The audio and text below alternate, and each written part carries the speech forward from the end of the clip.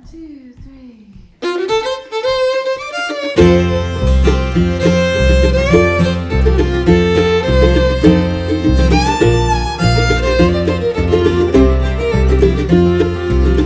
The sun is sinking low,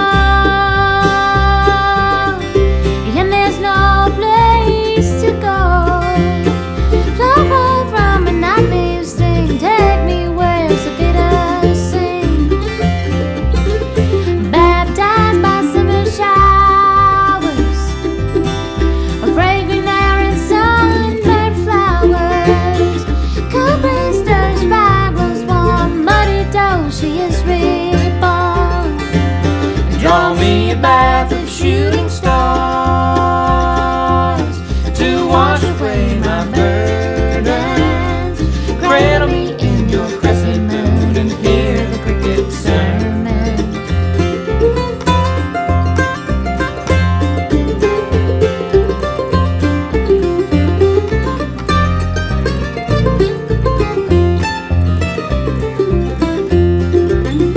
And clouds on high over the hills, a host of golden daffodils. Beside the lake, beneath the trees, lose your shoes and dance with me. Lay rest your sins and worries, be still your weary limbs. Find peace of mind, the solstice as the pine trees sing their hymns. Under the open sky, in the shadow of the mountain, the river winds away from the screens. We'll find ourselves again. Draw me a bath of shooting stars to wash away my burdens. Cradle me in your crescent moon and hear the cricket sermon. Draw me a bath of shooting stars to wash away my burdens. Cradle me in your crescent moon and hear the cricket sermon.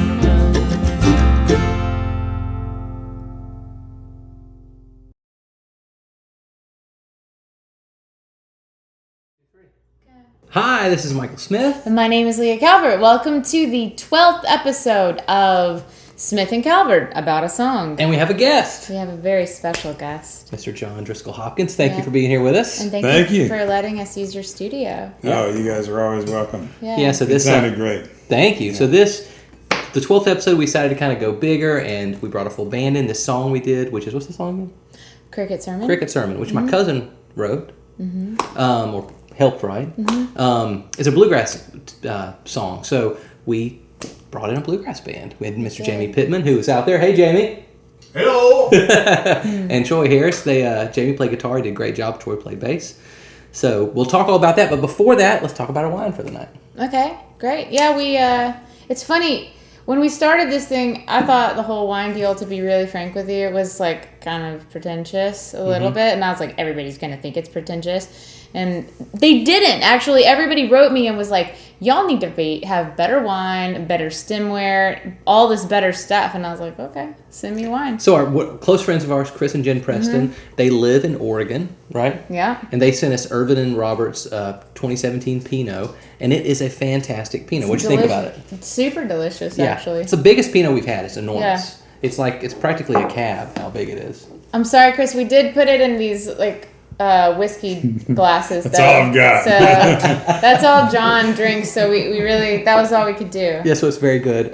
It's good out of whiskey I glasses. want to make though. one thing too. We've been corrected. So we've been calling all these Willamette Valley Pinots Willamettes, and the actual way to pronounce that is Willamette. And you know that because it's Willamette, damn it. Willamette, damn it. There's yeah. shirts for this. So anyway, There are shirts? there are shirts that say Willamette, damn it. They exist already. They already exist. We So can't we can't make make them. any Yeah. money off of that. Bummer. Okay, so Okay.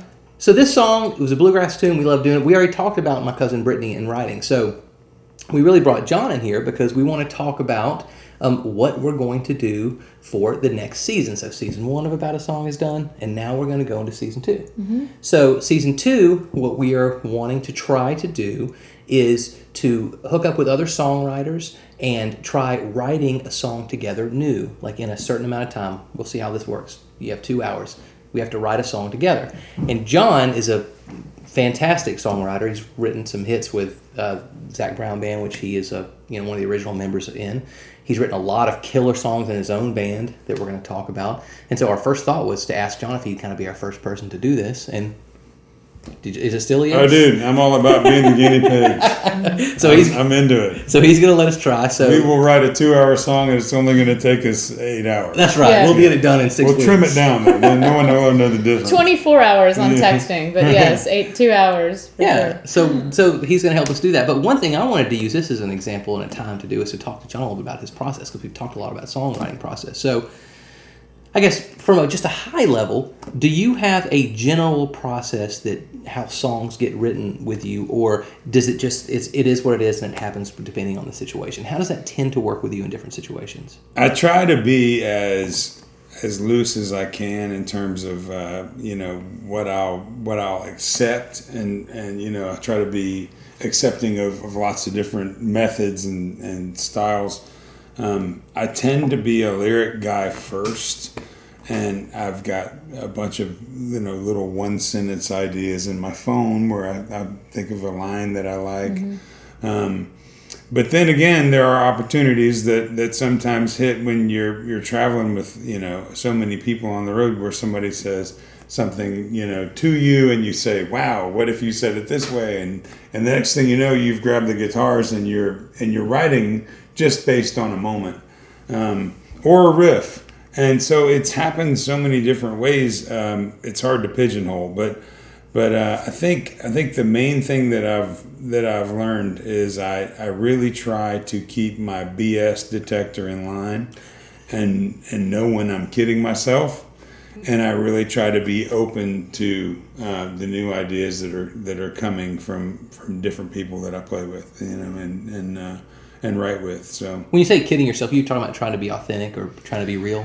yeah, and I wish I was a better fiction writer, but I tend to only write things that are near to me or to my friends or my family, things that are very personally affecting the things that surround my life. So I want it to be honest, and I want to live it in the moment. Sometimes that tends to make things a little too wordy. I wish I could be more symbolic or artistic or metaphoric in the way that I put things together. I tend to say, we did this and this is how I felt, and and I'm very straight with that. But I'm learning and I'm expanding with everybody that I write with. So that's the whole thing is keeping it fresh and keeping it new, being able to absorb from the people. My dad always said, surround yourself with people that are better than you, in terms of work So true. and in terms of, life, I guess. But he meant, like, on your baseball team, watch that guy. He's really great. On your swim team, watch her butterfly stroke. It's amazing. And, in choir, that this person's direction is the way to go as a singer, that kind of thing. Sure. Just be observant of the folks that are crushing it around you, because that's who you want to learn from. Mm-hmm. So John has his band, and he's put out a relatively new record, and Leah plays on that album, and also Greg Ernest, who is the banjo player for our bluegrass band that doesn't play that much anymore but still exists, the Dapple Grays. So we got a lot of connections. But I love your new record, and I think there's a lot of great writing. So one song I really like off of it is Lonesome High. So maybe tell us a little bit about like how that song was written. I mean, my first thought is when I listen to that song, what I think about is it's like you talking about your family. Like it's Right. like it's funny because I've listened to that song a million times. I mean, we even played it back in the day when the Dapple Grays played some bluegrass stuff with you before the band was going on. And but I went and really listened to it closely, and I was like, there's such a solid story there. So yeah, tell me a little bit about the song and how it was written. Well, you guys are two of my bluegrass heroes, the Dappled Grays, are certainly a band that I've always looked up to, and I did a record with another band that I love called Balsam Range, and They were killer. They're ridiculous.